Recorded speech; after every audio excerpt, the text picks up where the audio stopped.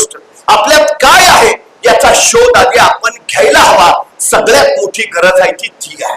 म्हणजे रस्त्यानं चालता चालता आम्ही सहज एखाद्याला म्हणतो मी तुला पुरता ओळखून आहे, अरे तू त्याला ओळखून आहे, पण तुझं काय?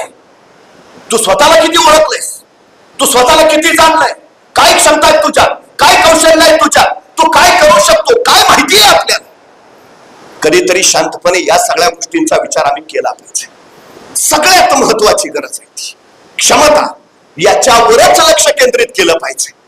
क्षमता प्रत्येकातच असतात, पण त्या क्षमतांचं पात्रतेत रूपांतर करता आलं की मग योग्यता कमावता येते.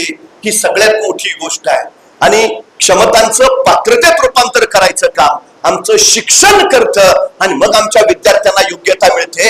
ही त्यातली सगळ्यात मोठी वस्तुस्थिती आहे. पण आपल्यात काय क्षमता आहेत हे आपल्याला खरंच कळलंय का? खरंच आपल्याला ती माहिती आहे का?